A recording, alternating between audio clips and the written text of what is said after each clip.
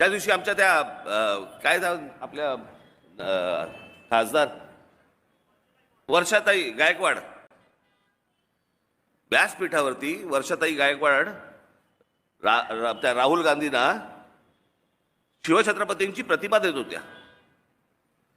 ती प्रतिमा त्यांनी घेतली, अशी बघितली, प्रतिमेकडे बघितलं आणि दुर्लक्ष केलं, दुसरीकडे तोंड फिरवलं.